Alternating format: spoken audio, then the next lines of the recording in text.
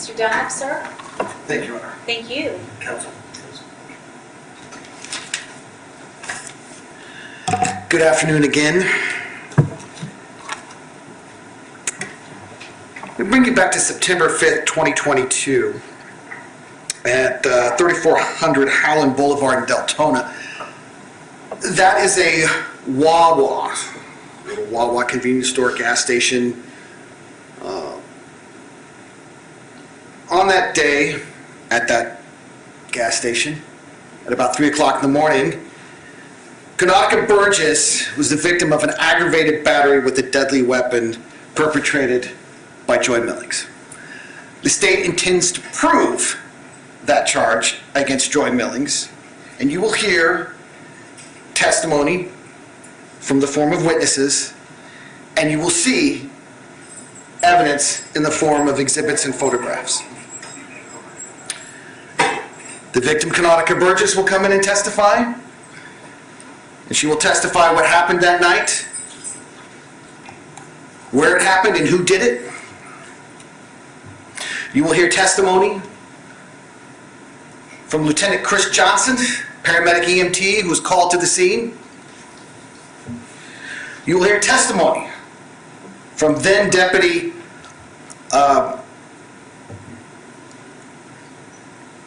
his name I just forgot his name. Stacy. Then Deputy Stacy now works for Holly Hill. You'll hear his testimony of when he arrived on scene, what he did to gather evidence. You will also hear testimony from Detective Austin McIntosh, the Volusia Sheriff's Office. You'll hear her testimony is what she did when she was assigned this case as an investigation. Hear the testimony from her. Once she gathered the investigation, she charged the defendant, Joy Millings, with aggravated battery with a deadly weapon. And finally, you will hear from Dr. Benjamin. He was the treating doctor who treated the injuries that the victim, Kanaka Burgess, suffered. Once you hear that testimony, view that evidence, listen to the instructions from the judge, go back to deliberate, confident you will come back with a verdict of guilty as charged against the defendant. Thank you. Thank you, Mr. Dunlap. Mr. Williams. The court will be talking about burdens. It's the state's burden to prove beyond a reasonable doubt that Ms. Millings intended, and the word is key, intended to commit a crime of aggravated battery with a deadly weapon. It can't be an accident. It has to be an intentional act.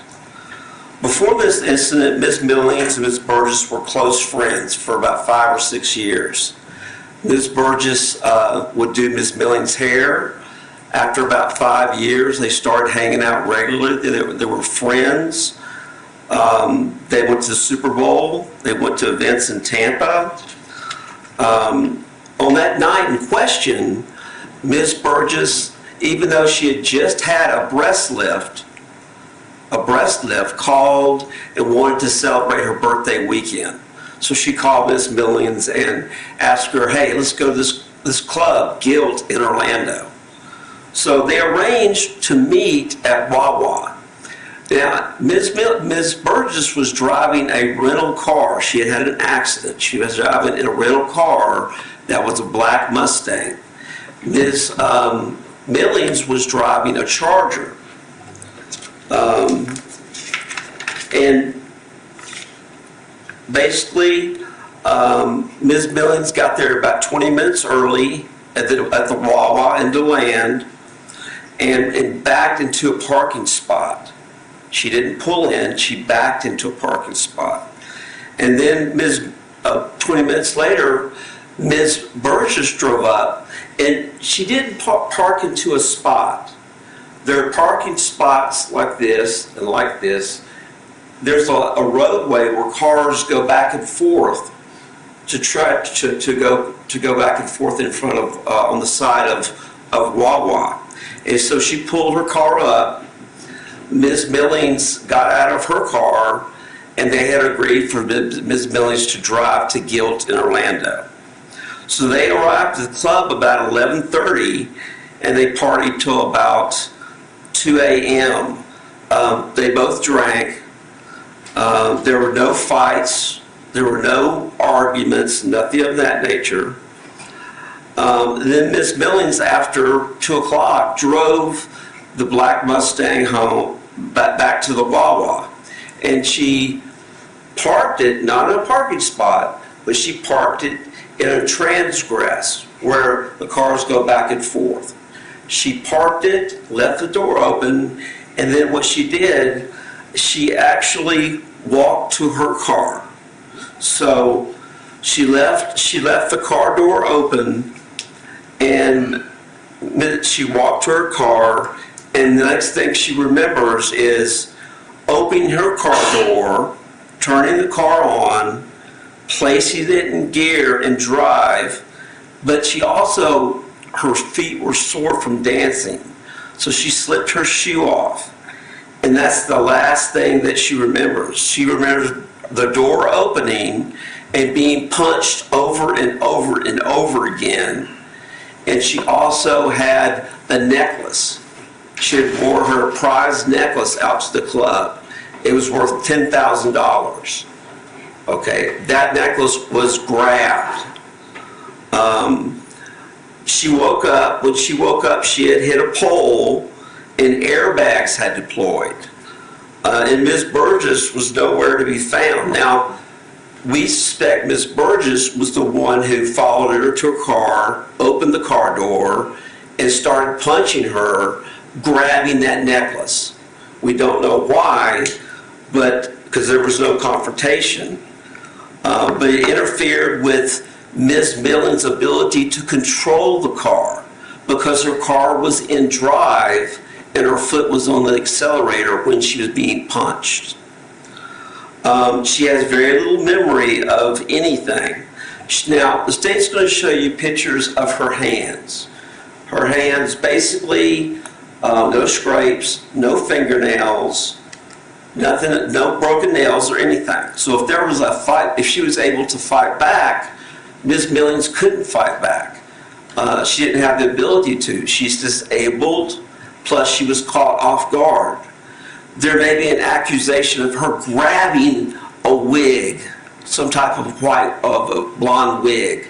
That would have broken her nails, but yet her nails are intact, perfectly intact.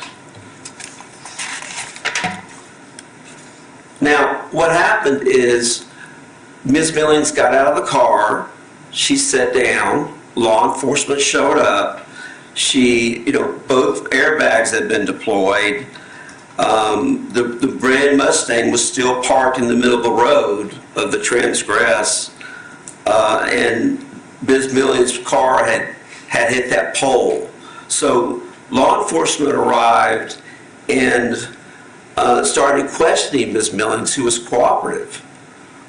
She told him, I don't know what really happened. She overheard conversations of officers saying, well, maybe she was hit from behind. Maybe there was this, maybe this happened or that happened. So she didn't know what happened. So she had no clue and was theorizing with them about what happened, discussing with him, well, could it have been a person who hit me?